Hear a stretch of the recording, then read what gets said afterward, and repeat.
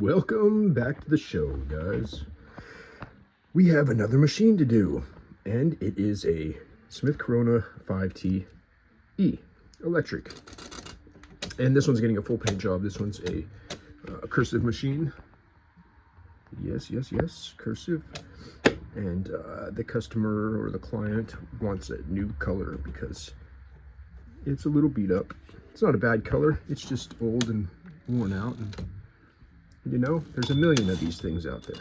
Why not change them up a little bit? Anyways, you guys are familiar with some of my other videos. I do of the full disassemblies and repair and things like that, and that's what we're going to do with this one. So I'm just going to put you right in the stand, and we are going to completely take apart a Smith Corona 5TE, and this one doesn't work. Well, it does, but it doesn't make good sounds, and nothing works because all the typewriter itself is pretty clean. Like, there is no major issues with it, but the issues we need to solve are under this shield right here. So we're going to take the whole thing apart, because anytime I get a new typewriter, I take every body panel off, because you can't clean something. You can't take a shower with your clothes on, and you can't clean a typewriter with its clothes on. You can. There's just going to be stuff that you're only going to get the superficial stuff. You're only going to get the surface. And even when you take everything apart, all the panels, there's still nooks and crannies. I mean, I do my best to get everything cleaned up. I've put them in ultrasonics before, completely submerged, and even the ultrasonics won't get out some of the eraser shavings and pencil shavings. This machine you cannot ultrasonic though, because it is electric. It does have a giant, I guess you could if you wanted to take out the motor. It's a Type bar electric, so there's no electronics per se, but there is a giant electric motor that spins shaft down inside there. We'll take it all apart. We'll see how it goes. I'm going to put you in the stand, and I'll try to speak up because once again my strong microphone is broken or missing. And we'll get it started. First thing I do with any typewriter I get, I pre-treat everything with a penetrating lubricant. You can go back over parts and flush out with isopropyl or your mineral spirits or whatever solvent cleaner that you'd like, but a lot of problems can be quickly resolved initially by just seeing if there's some old WD-40 in there. And new WD-40, this isn't WD-40, but new WD-40 frees up old WD-40. And I'm just going to spray back in here because the culprits of what we're getting at are going to be, I'm going to take this apart anyway just to do it, but we're going to see if we can free it up with just with 2 minutes worth of work. Nope. Okay, but at least it's pre-treated. We can go from there. First thing I do with this 5TEs is I pull the platen out. Super simple on these. Flip it back, flip this over. There's a little lever on this side, and out comes the thing. Then the next thing I would do would be to work on the back side of the machine. We're going to take apart the side covers. So it's going to be a long video of me just doing nothing but turning screws. But there's 2 screws on this side for this little end cap piece. And then set this to the side.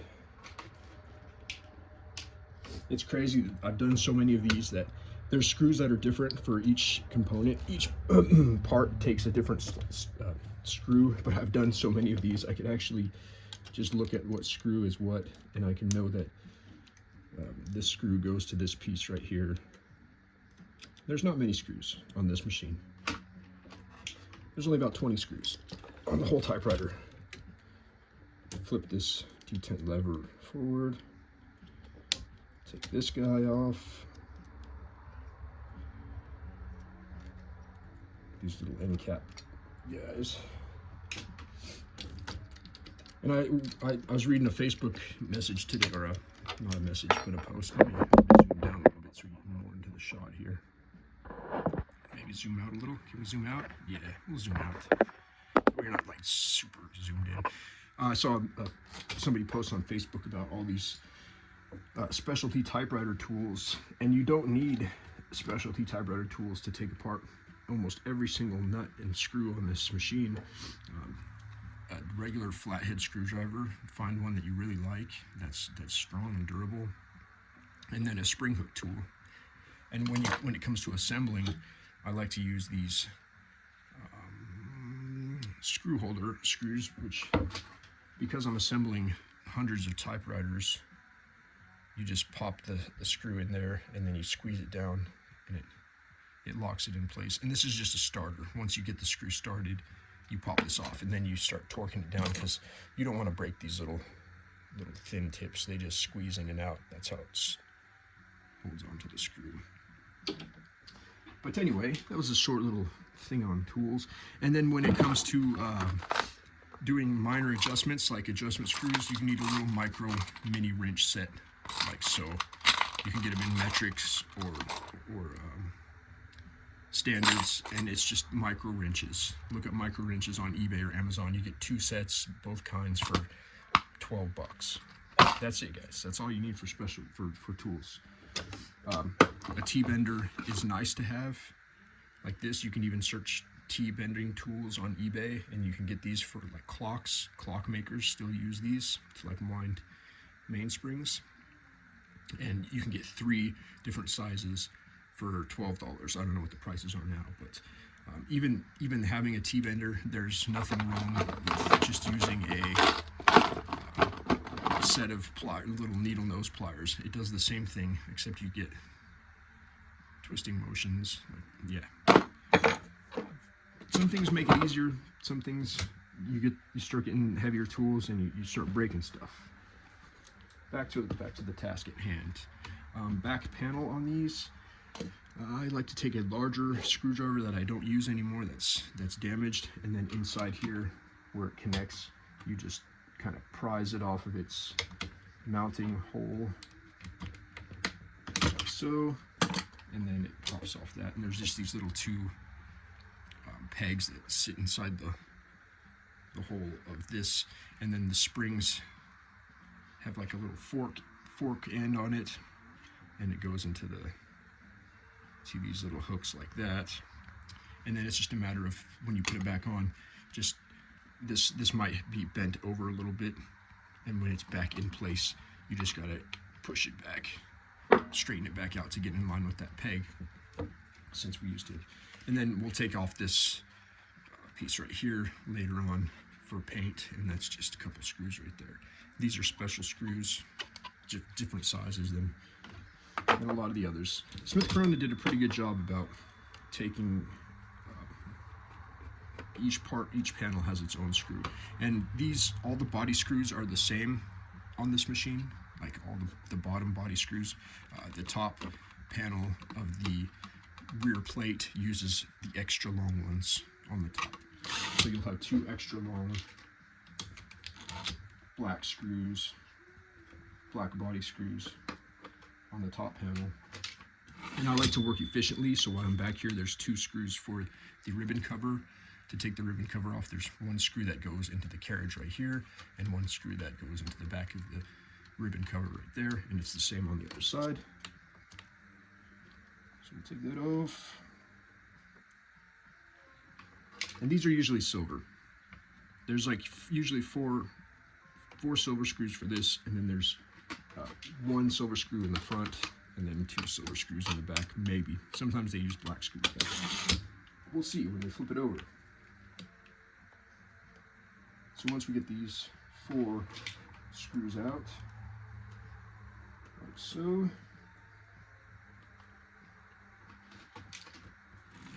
And the one thing I dislike about the Smith Corona, and a lot of ports, it's not just that. It's in the carriage arm is always in the way of this, and so when you go to reinstall this, you kind of have to do one side first, and then do this side blind, because you can't slide it over and lift it up and fold the thing under there. You just kind of have to feel for it and slide it in, and it just slides in. There's a tab that's in this cover that slides into the hole where you, and it's just a matter of locating that. And we'll take a logo off too. We'll show you guys how to take a logo off once we get under here. The red one's easy because it's exposed, but this is tar board and it's all glued in there with like roofing tar. So to take this thing out, it's just a mess. Most of the times I just pry up the little area that I need to get the logo off, and that's all it needs. 2 more body screws up here next to the ribbons, and these are just the regular black sized body screws. Like I said, the long ones are for this if you get them mixed up.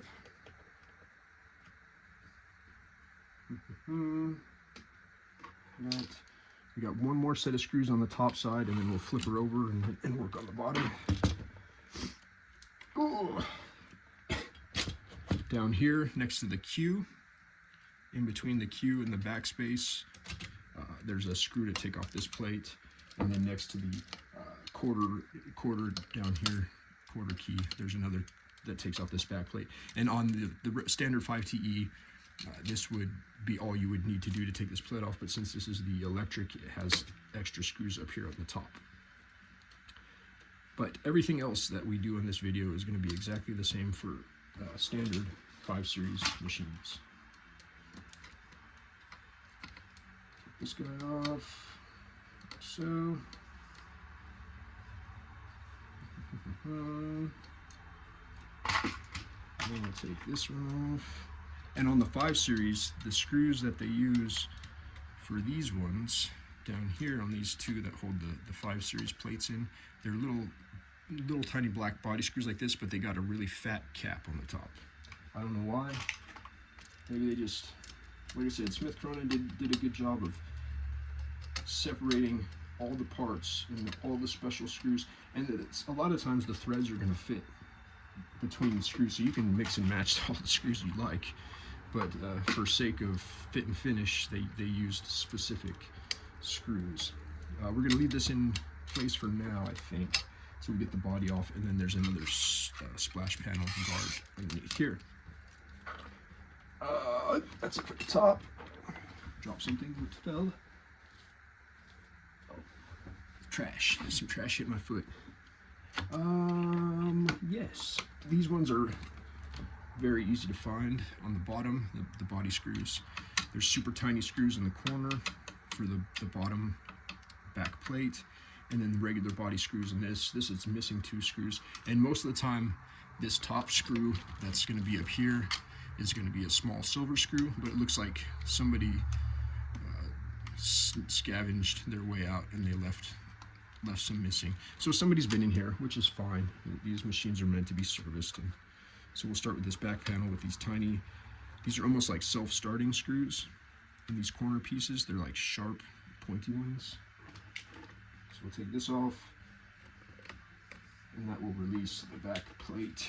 Oh, forgot one in the middle here. Get that off. This machine's really clean, guys. Super clean. Okay. Add that to the paint pile. Take off the remaining body screws. And when you're not talking, when I'm not doing videos, see, this one has a super long screw, which means somebody took it from the back here and put it up here, which isn't bad. Like I said, all the screws are threaded the same, but these ones, there's extra long black ones because to go through the back panel, it has to go through 2 things and the frame. So the telltale signs, and this screw up here in the front, looks like somebody moved the panel underneath. It should go over the top. Let's see here. That should be it for that. Oh yeah, what was I saying? Normally when you're not talking to the video camera and you're not training or teaching someone how to do this, you can disassemble a full Smith Corona in under 10 minutes because it's simple, just like that. And back to the top, we can pull off these 2 corner screws for this front cover plate because this is getting painted. Oh, nobody's messed with that one. You can hear when a screw pops like that. breaking it free for the first time in 75 years. So we took this piece out. It's kind of maneuvered through there, and then finally we can take off our switch plate.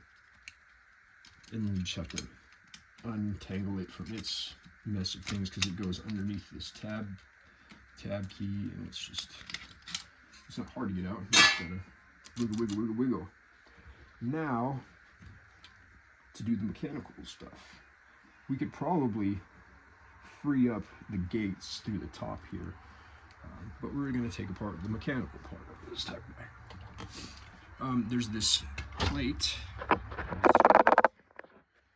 Zoom over. This plate, I haven't found the correct way to remove it. I just remove it and bend it out. There's 4 little clips that squeeze into each side of the base of these feet, and I haven't found a suitable way to remove these feet. I'm just going to take a look. Maybe I just haven't taken a close enough look, and I just always go for the quick and dirty method of pulling things out. Yeah, I'm looking to see about taking the feet off. I don't see any way to unbolt the feet. So what I normally do is just end up prying this plate out from the side of these fingers. Did you catch that over here? Like so, and pry it out, and then you get these 4 corners that slot into the side of the feet, and that gets us to the brains of the machine. This is the brain system. Let's see what we can see. Looks like we have 1 gate stuck. Let's see here. This gate is stuck.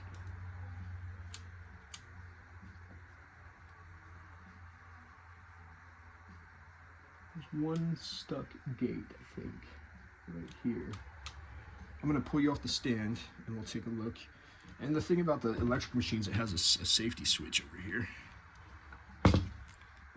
Safety switch for the lid, and you can't turn the machine on unless you have this switch on. Let's take a look at the belt system. Here's the belts on the side. You can see it's jammed because the main belt is turning. That one is turning, and then this is the fluted shaft. Oh wait, maybe it's not jammed. Maybe let's see what we got here. Let's see what this motor's doing. We turn it on. Oh, my fingers are doing something. It wants to turn. I'm gonna take these belts off. We'll take a closer look. Take this belt off. Yeah, the fluted shaft spins. So you can see in there, see down there in the works, the motor spins this little guy, and then when this is spinning, if you press a key, it should catch that thing and flick it up. Yeah, we'll see. We'll see. Oh, the bars are all stiff in here. Okay. Let's turn this on. Okay. It's turning. The belt isn't that great. You can see it flopping around and wobbling around. It's a little worn out from. We can redo that. Oftentimes over years they just kind of freeze into this position of the short to the long, and then when it starts going around its thing, it flapples. So what it looks like to me is it's just a really sticky segment, guys. These type bars seem to be frozen at the top of the machine. So we're just going to start. Oh, what did I do? Oh, I disconnected a clevis. That's one thing you have to be careful with, and one thing that's good about these Smith Coronas is the key lever systems. I'm just going to soak her down. See if we can get some of that old WD-40 out of the segment.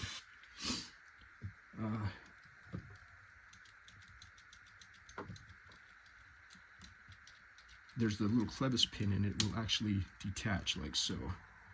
And I might end up having to detach all of them just to get some movement on this.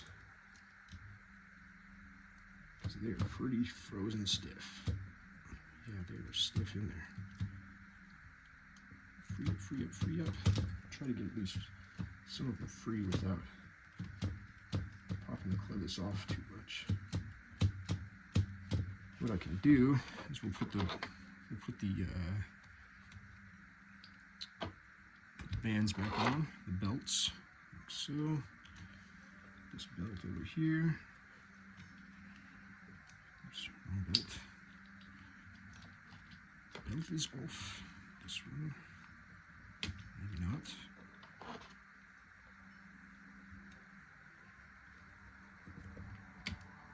Oh, I'm sorry. Belt. Get it together. Get it together. Belt to that. Okay, that is in its position. This one's in its position. And we will see if we can fire up the Q. Q. Q. It's starting to get there. Wiggle, wiggle, wiggle, wiggle, wiggle, wiggle, wiggle.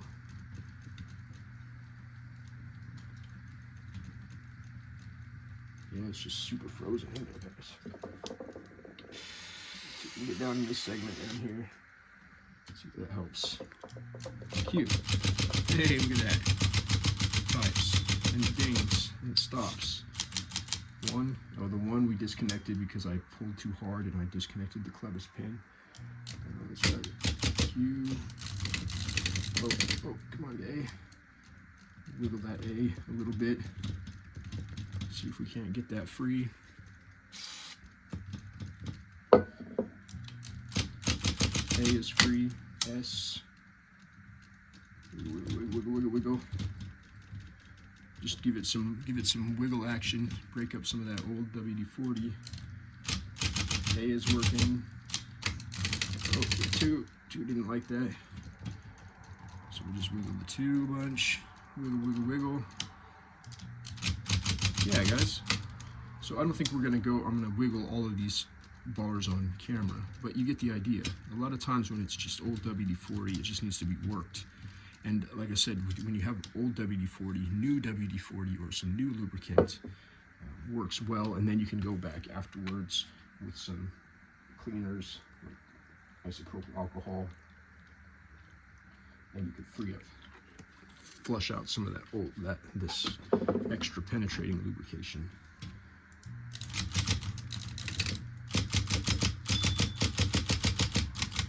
Cool. We didn't even need to turn to the gates. Usually when these things freeze up, there's these gates down here. I'll show you the gates while we're down here. The gates of hell. Let's see here. See if we can get good visual representation. Okay, guys, let us see. Zoom into the gate systems. The gate systems, when you press a key on these machines, it lifts this out of the way. There's these little, let me get this zoom in here. I'm trying to get zoomed out. Focus. Yeah, there's little gates down in here that they often get stuck. You can see they lift up out right here. And these little gates get stuck. I think Phoenix Typewriter has a good video on how to free those up. But once again, it's just a matter of freeing up these gates that are jammed with sticky goodness. But anyway, guys, put you back in the stand. Hopefully I can get you out of zoom mode, like so. Yeah, that's it, guys. We'll call that a success. It's just a matter of me going through and wiggling all these bars free and getting them to tight. And we know that it works because the ones we did freed up. You want to see how to take off the logo? Sure, why not? We're already here. You've already wasted a half hour of your life watching me mess with a typewriter. On the back of the spring hook tools, there's one tool that actually hooks, and then this is for lifting springs. You can fit a spring in there and then lift it up if you don't want to use the hook end. And I'll just usually use that to pry up into this tar board stuff, like so. But it's glue, guys. It's really, really, really sticky. It's stuck to everything. I'll just slowly pry up the area that I need. Over here.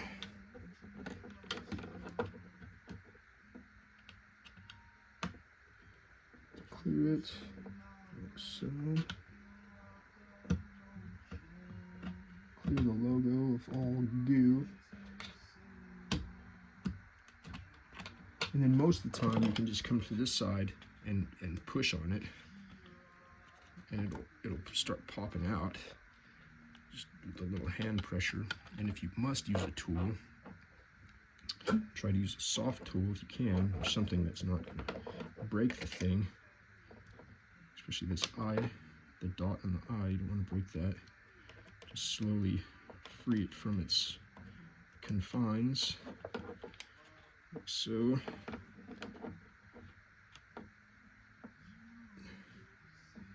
Cool. And then we got our logo out. I don't know, people like to take these or something, because a lot of these machines are missing those logos. And now it's naked.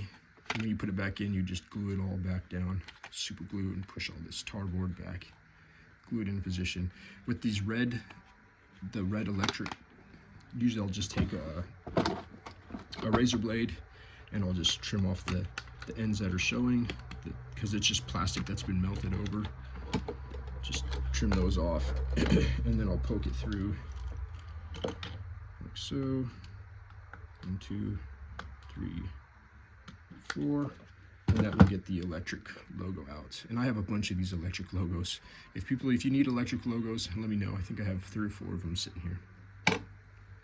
That's it, guys. I'm just playing around with you now, taking off these bunny ears. Bunny ears.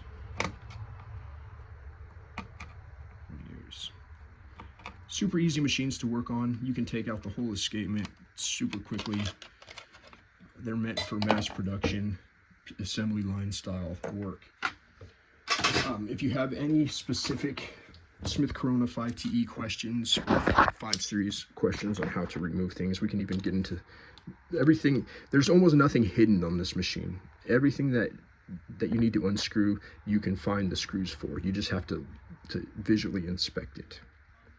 But if you have any 5 Series questions or 5TE issues, find me over on Facebook or post a question in the maintenance section, and I'll do my best to help you guys out. But thanks for joining me on this adventure, and I'm going to get to freeing up all these, and we'll paint it. We'll talk to you guys later. Thanks.